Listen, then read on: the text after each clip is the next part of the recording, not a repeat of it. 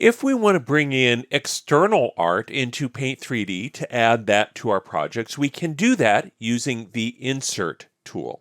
Now, Insert allows us to bring in either 2D images or 3D objects. Now, we can find this under Menu, Insert. So let's go ahead and bring in a picture. So I'm going to select Insert. So it brings up a dialog, and under my exercise files, I should have something called ground.jpg. So I'm going to go ahead and select that and click Open.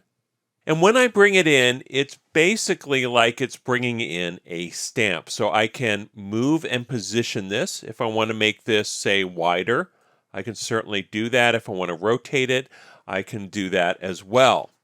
Now, if I click off of this, it will stamp it to the canvas. Or I can press Make 3D to turn it into an object. I'm just going to stamp it to the canvas, so I'm just going to left click off of this, and now I have this image over my canvas.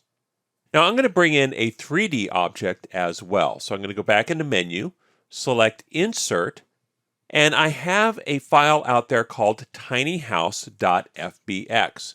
Now this also has one texture file called wood floor, and that allows me to have the textures on the object that I'm bringing in.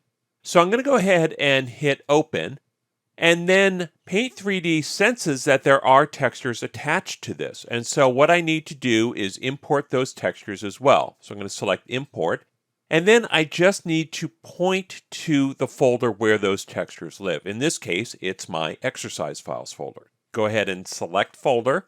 And now it brings in this tiny house. Now again, it's just a 3D object, so I can scale it and move it and adjust it however I want.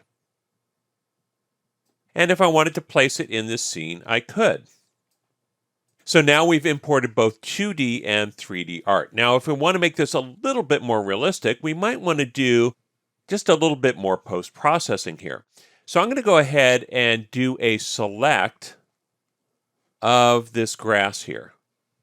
And what I want to do is just get a part of the grass and kind of get that in front of this to make it look like it's a little bit more set in. So I'm going to select Magic Select, and then if we want, we can add a little bit to it. We don't have to, but I just want to get kind of a nice outline of grass.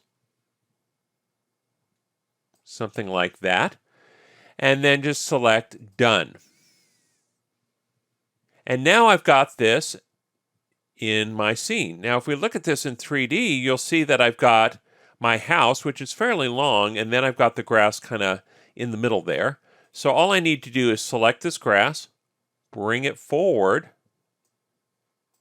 may take a while here. I'm going to actually push the house back a little bit. And then bring the grass a little bit more forward. And then reposition it. There we go. And so now I can get this grass in front of the house so it looks like it's more in the grass itself. And again, this is just a really simple technique here. And now that I've got that, you can see now this house looks like it's set into that field a little bit more. And all of this art was just inserted using the insert command.